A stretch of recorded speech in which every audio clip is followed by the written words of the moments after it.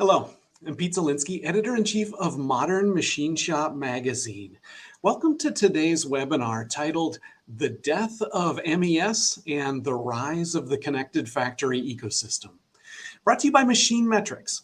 There is an alternative to the traditional manufacturing execution systems. This presentation will describe a different model, a connected factory ecosystem, and the benefits this provides. Our presenter is Bill Byther, co-founder and CEO of Machine Metrics, a system for bringing visibility and predictability to shop floor operations. As Bill speaks, please ask questions. You can do that using the Q&A section at the right of the screen.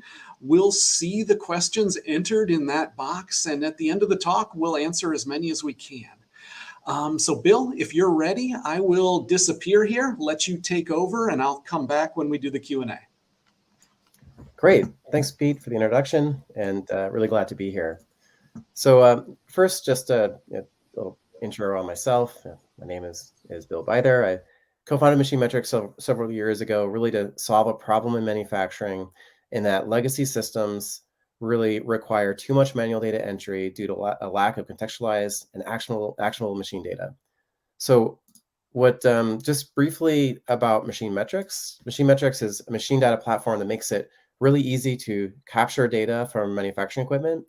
And this helps improve visibility, provides actionable analytics that automates workflows around the machine, and also connects to other factory systems. And in this presentation, I'm going to focus on the future of MES systems, or the death of MES, as I like to refer to it, and really explain how we fit into that stack towards the end. So really, the first thing is just to set the playing field. What is MES? What MES stands for is Manufacturing Execution Systems, and it's been around for decades. It really is designed to manage all of your shop floor operations. It takes shop floor execution data as input and allows you to track production, maintenance, quality, and inventory in real time or near real time. And this information is used to help make business decisions, to inform scheduling, to quote new work, to deliver product to customers, and also to account for finances. And MES systems really have had a reputation of being very difficult. And primarily this is because there are so many different types of manufacturers with different processes and different equipment. Capturing this information has really required an exceptional amount of manual data entry and domain expertise. And these systems have traditionally been very difficult to adopt. And we see even amongst our customer base that there's a lot of failures and a lot of costly failures and a lot of system implementations that just take years. So this is kind of goes into the current state of MES today. As I said, we have hundreds of customers, and amongst those customers, they represent close to 100 different off-the-shelf MES systems. Some of our larger customers are building their own systems. Really, we're not seeing any MES system that does an amazing job. And we end up with systems that tend to be jack of all trades, really master of none. They really need to check off all of these features, not only in the MES column that you see here, but many of them also in the ERP column. And in order to really accommodate the unique needs of each customer, vendors really are building specialized features that meet the needs for a small niche. And that's why we have so much fragmentation. But as you build a product for a small niche, you might be good for that niche, but you still have to check all the features that an MES really requires. And with that, you see not a lot of depth in terms of functionality and capabilities. And the other thing that I touched on is there really is, especially in the small to middle market, MES systems are combined with ERP, like your accounting and finance and order management, and that's even more that these vendors have to build. So you can imagine that not only do you have to build all the features of MES like around scheduling and dispatching and tracking inventory, maintenance, but also your accounting systems and supply chain and in CRM. So there's just a lot there. And that's why we're seeing that we have over 100 different MES companies, even just for discrete manufacturing, with all these features. And what we're seeing is that these SMB manufacturers, they really can't afford all the system integration that it takes for these systems to work, and that's why you see a lot of failures. It could take 5 to 10 times more to implement a system than it actually costs for the software itself. And then as a result, you don't end up with a lot of configurability. If you need to make a change, you have to hire your system integrator. They have to come in and make those changes, and it could become quite costly. And then enterprise manufacturers, if you have a budget, you have an IT team, you have software developers, they'll tend more to either leverage a system like SAP or Oracle, and then spend millions of dollars customizing it. Some are actually building their own on a general purpose IoT platform as a backbone. But what we've seen stated by McKinsey is that 81% of these IoT implementations are failing, again, because you need these outside system integrators, and you don't necessarily have the domain expertise to really deliver value right away, and it takes a long time. So, and the other thing that we're seeing is that these existing MES systems really require everyone across your shop floor to be engaged and trained, and keep data up to date in real time manually. So, at the end of a shift, there's a lot of typing in, hey, what operation was I running? How many parts? How many scrap? And with manual data entry comes errors. So you end up with a lot of bad data in these systems as well. So this is really the key problem that we're solving with machine metrics, since we automate data flow into MES systems with real-time machine data, and really it's part of that connected factory ecosystem that we'll be touching on next. So truly manufacturing really must evolve. We're seeing this happening now. We're seeing a few vendors, including us, Machine Metrics, that are really leading this charge, and this landscape is changing pretty quickly. So I can touch on kind of what that looks like. So just to build up that that factory ecosystem stack, and I want to kind of lay out what typically you would see on in an MES. And for those familiar with the ISA 95 standard, this would be the level 3 in ISA 95, which is manufacturing operations.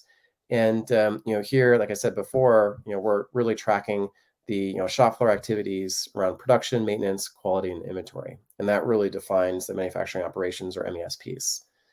Layer on top of that the business operations, level 4, which is per the ISA 95, and this tracks your accounting and finance, your sales and marketing, CRM, your HR systems, your product lifecycle management, or PLM systems, and really many of this is counted for your ERP, such as an SAP, and this controls all of your business functions and requires that data from from the shop floor operations data.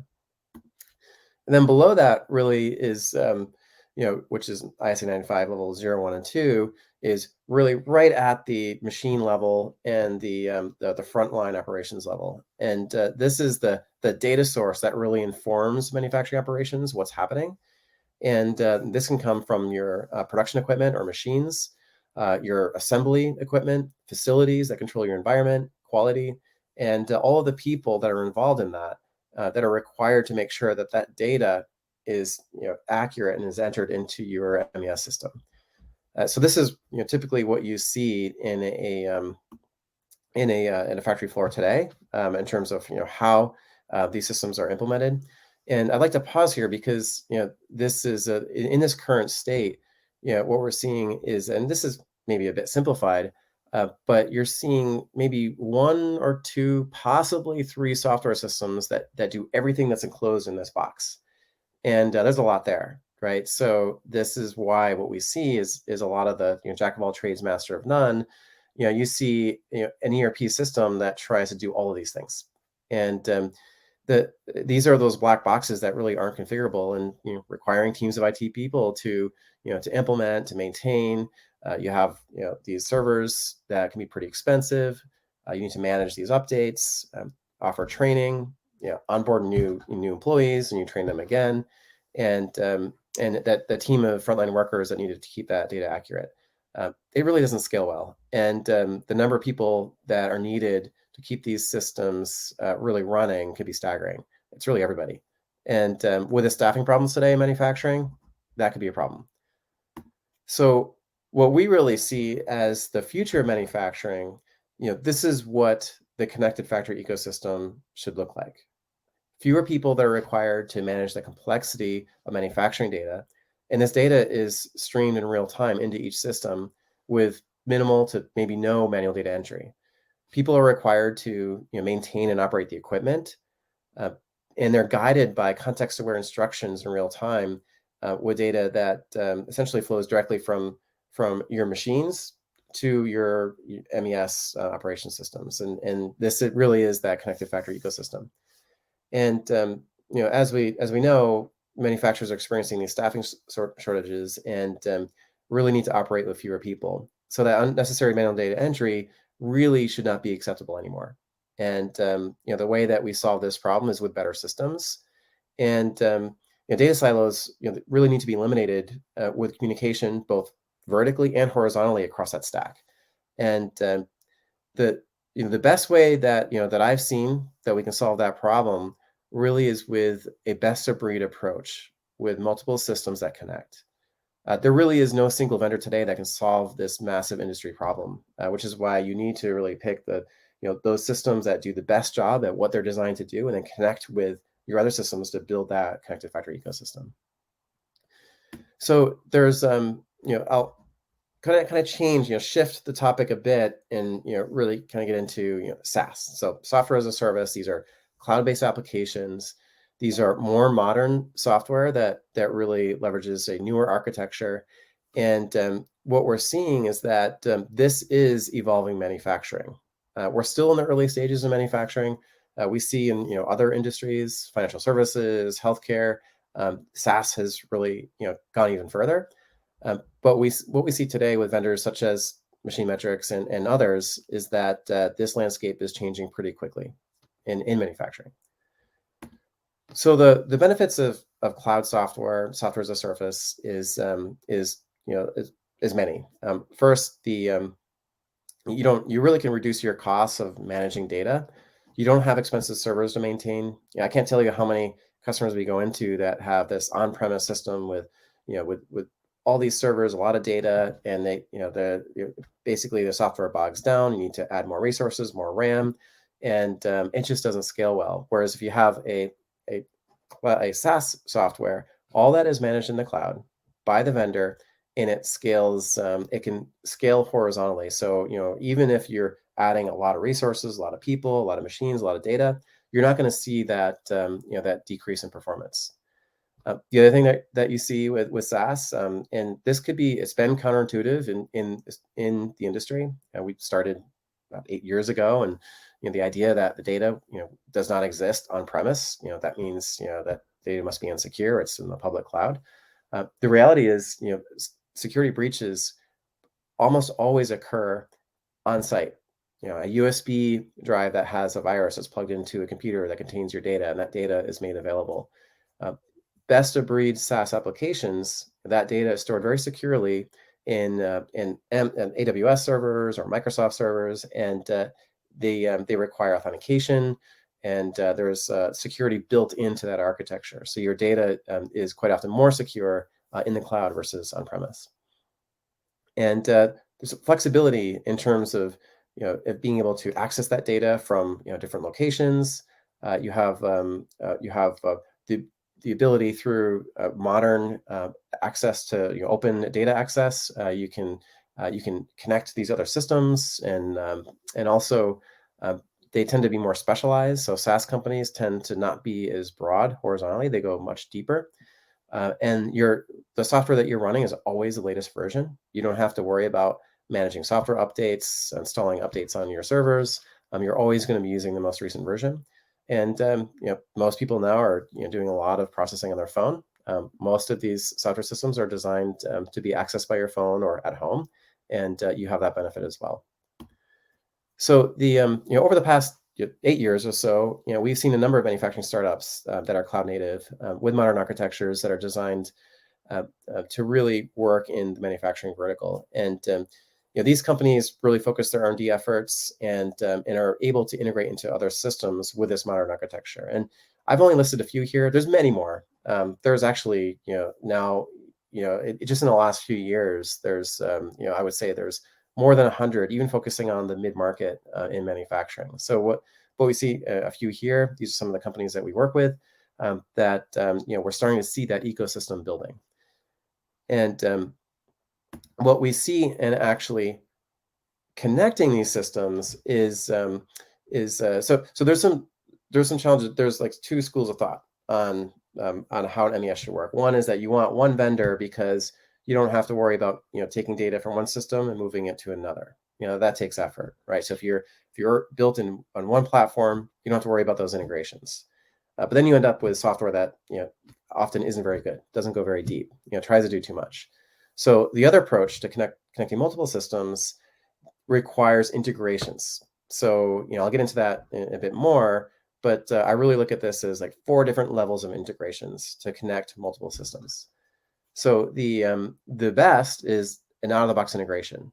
So with an out-of-the-box integration, you basically sign up for one a technology, a SaaS application, and you want to integrate with your ERP system, and it's right there. You click a button, and now that data is flowing, and there's nothing that you need to do. And the vendor themselves, they maintain that integration. So they'll be updating it. There's a bug, they'll fix it. This is the best scenario, an out-of-the-box integration. The reality is there's not a lot. We even at Machine Metrics, we have a small handful of out-of-the-box integrations. We're working on more, but we really need the industry to offer more and more of these out-of-the-box integrations. Fortunately, that doesn't stop us. There's other ways that we can connect multiple systems. So the other are these workflow automation tools, and this requires a little bit more effort. It's not very low. I mean, it's almost no effort for out-of-the-box integration. But for a workflow automation tool, what you do is that you can connect two systems through, and here's 3. There's more than 3, but the ones that I'm familiar with, we use Make, used to be called Integromat a lot, Zapier, Trade.io, and that allows you to take APIs from one system and move that data to another system, and then you can run and maintain that, and it doesn't require any coding. And that can be pretty easy. You need somebody to be able to to kind of build these workflows, but it can work pretty well. And then there's also these low code and no code tools that help fill in some gaps. And this sometimes happens if you have 2 different systems and you want to have like a visualization of the data from both these systems together. You might want to have a different user experience. There's now these great tools that don't require any coding or very minimal coding that can help you pull these together. And take a look at like Microsoft Power Apps. That's pretty powerful. We use Airtable. Love Airtable. You can do a lot with that, and other platforms that allow you to build these UIs, and they can work really well together with workflow automation tools. And finally, there's the custom build. So these are integrations that would require code. You're going to need either you have your own resources or you need to hire outside resources to connect 2 applications together. This sometimes can be more robust.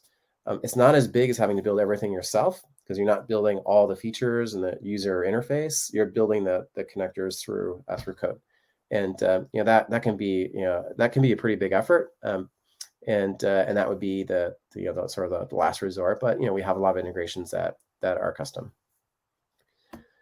So the other option that manufacturers have is, well, okay, so existing MES systems, maybe they don't really fit all of my needs. Their software doesn't really give me the user experience that I want. So why not? We have a team of developers. Let's build ourselves. And the advantages of that is you can design your own user interface. You have full control over the data.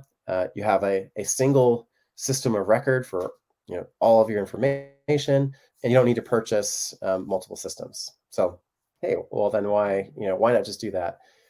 Really, the issue is that this requires continuous development and maintenance, a large team of software developers, really, software development never stops. So, if you were to build a system and then stop, it's going to be dated very quickly. Um, it requires really deep domain expertise.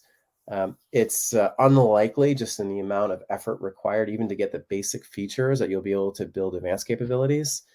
And as we've seen, there's an over 80% failure rate. So there's a lot of problems with trying to build it yourself. And some of our larger customers, we often go in and they've attempted to build features, and they've realized that just to maintain that software is not worth it. So that would be definitely a reason not to build your own. So I want to get back to the sort of the connected factory ecosystem. Really, being our vision, where those best of breed systems are connecting machines to your people and to your other systems, all in real time, seamlessly streaming. And these newer cloud software vendors really are filling in these gaps with this best of breed approach. Each of these functions that you see here can be filled by a single vendor that specializes in their domain. And some of these systems, they can serve a broader market. For example, your accounting and financials. A lot of our customers are starting to use a tool like QuickBooks more. It's not just for manufacturing, but accounting is accounting, right? But if you can add the manufacturing layer on top of that, through your MES or through your other systems, it actually can work well together. And and and then you have the advantage of having a modern UI and concepts that are more familiar to younger users. They're these workers, they want software that is web based, that is really simple, without too many fields to fill in, and leveraging these developer friendly APIs. Those connections can really be easier and minimize that need for system integrators. So where machine metrics fits in really is in the this frontline operations, that the low level piece, really monitoring production equipment. There's other companies that'll monitor quality and assembly and facilities, but we're really focused on that production equipment. And what we've done is we've made it really easy to support this vision, to easily capture and transform data from machines, and and use that data to provide solutions around monitoring utilization, production, the condition of your machines, the tool life of your machines, and then easily flowing that into your other systems. And this is deployed as a SaaS application, so it's really easy to get started. You don't need any systems or database or servers on your end. And we're designed to connect with the other best of breed systems that are developing and are existing more and more in the industry. So just to give you a few of these, I guess real scenarios, we can connect to We basically connect to machines, so we can automate the flow into your MES systems, and we've done that through a number of these systems listed here, and then some. And by connecting to machines, we can capture your the usage of the machines, your different part cycles, your operational information, like what part numbers are being produced, and we track those production runs automatically without any manual data entry. And then sometimes you do need to know, like, okay, what work order are you running, so the operator can tag that work order with just a button click, and then that production run is synced into your MES. And you can see that these are just a list of systems that are cloud-based, that we've connected to. And that's one approach, and this is one piece of that puzzle. But then what about manual assembly? Machine metrics is not involved here. So there's other companies out there. Here's a couple here: VKS, Segmenteer. They're really designed to help provide instructions for assembly, to pull data from measurements, to track the human data, and then synchronize that into your MES with minimal data input. And the same MES systems, right? So that really tackles the assembly side of manufacturing. For maintenance, okay, so we tie into maintenance systems. Again, the same data that's connected to machines, that alarm data, the usage data, meter values, those are sent to your CMMS systems, your maintenance management systems. So those maintenance work orders are created automatically. And these systems are designed really to handle those maintenance work orders, to track them, to pull data from pull products from inventory as you need to repair, to set up preventative and predictive maintenance schedules, and in this case, that real-time machine data takes out that manual data entry to enter in those meter values at the end of every shift. And so this is, our customers really get to experience the machines that are connected to people, and adding human context only when necessary, and then having that flow into existing systems without that manual data input. And we're really excited to be part of this evolving ecosystem. The best of breed manufacturing SaaS companies, and we're really seeing that manufacturers really need to evolve their operations to be data driven, and in order to remain competitive in today's environment, and especially with the staffing issues that you're seeing, supply chain issues, and this potential recession in front of us, is becoming even more important. So with that, I know this is there's a lot kind of threw at you in the last half hour or so, but I am going to open up that questions. But before I do that, what I really wanted to point out is that this whole vision we're demonstrating at IMTS in just 3 weeks. We're showing these connections live in an actual real manufacturing environment with we have machines, we have assembly, and you'll see how that data is flowing from directly from the machines, from the people, into your maintenance, your production, your quality systems. And we'd love to have you see this in action in the IMTS South Building, level 3, the main machine tool hall, and you'll be able to actually see this live. So with that, I will open this up to questions. I think you're muted, Pete. So Thank you, Bill. I was muted. We did get a couple questions that came in while you were speaking, and one of them has to do with legacy machines. Mm-hmm. The audience member is asking, how do you deal with the large share of legacy machines out there and attaining connectivity to them? What is your penetration in terms of connectivity toward the legacy segment of the manufacturing equipment market? Yeah, so at Machine Metrics, we offer a very simple hardware device that'll pull signals from the machine. Essentially, there's a current transducer that you can if we're talking about a CNC machine, for example, you wrap that around the main spindle motor, and it'll tell you when the machine is producing, when it's running. And all you really need to get production information is the machine running, and when has it completed a part. So between that current transducer that we make easy and inexpensive, we can get data for is machine running, and often there's a signal on the machine like a part catcher or something else that we can pull through I/O to tell you when that part is produced. And with that, you have your production data that you might need the operator to indicate what's running, as opposed to the data coming from the machine, but it's enough to really start automating the data flow. A couple more questions. For SaaS, is uptime affected by corrections or updates to these systems on the back end? And how might that play out for a 24/7 operation that's relying on them? Yeah, so I mean, our uptime is 99.99 something percent. When we update, we actually update quite frequently. It could be multiple times a week. Customers don't know until they see they go to a page and there's a new feature. There's zero downtime when our systems are updated. And I mean, it's literally like it's a whole operations team that we have in the back end that's keeping these systems running 24/7. So it doesn't matter what time of day, if there's an issue, and there has been some issues that essentially that the team will tackle that right away, get this resolved, and we also have the whole team of AWS behind us to ensure the uptime is and reliability is there.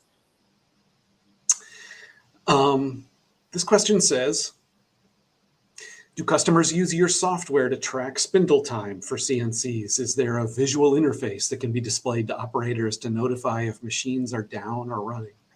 Yeah, if you go to our website, I think you'll be able to see a lot of that. Yeah, we definitely do. So we're tracking spindle time, we're tracking runtime, alarms, your production operational information, and we have dashboards, reports, timeline views, and operator views to really help you display this to your operator, and also workflows to help the operators take action if there's a problem. Machine is down, it's not supposed to be. basically, bring your attention to that and ensure that that machine is running again. This audience member asks, do you have any installations with IFS?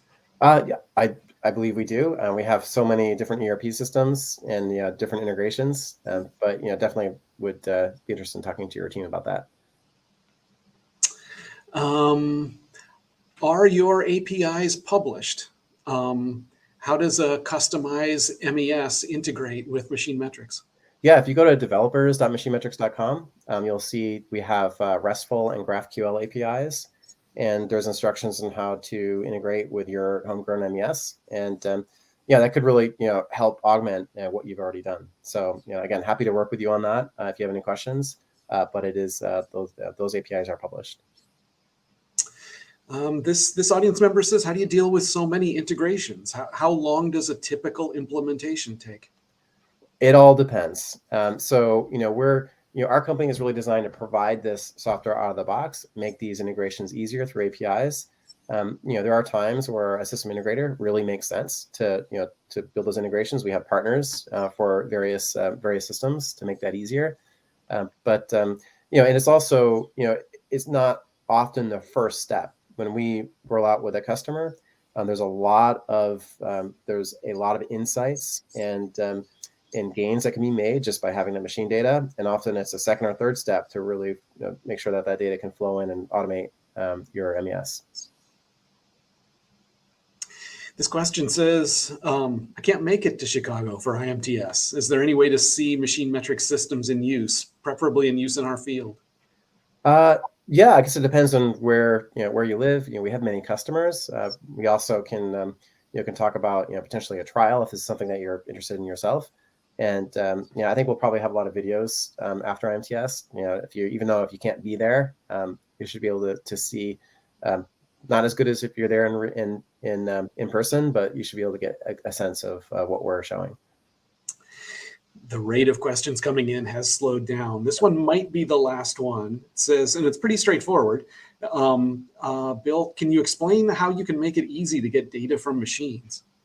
Yeah, so I mean, we have really spent, since we've started, we've really worked to make that easier by building different machine connectors. We started really in the CNC field and we've expanded. And we provide a lot of instructions. How do you turn on various protocols like MT Connect and so forth. And it's we have our edge device that you literally you activate it onto your account. You choose the data collection method, an IP address in the network, and you're streaming data. We do that, the mapping of data automatically. So that mapping can be really challenging, and that's a piece that we've really cut out a lot of time in the mapping.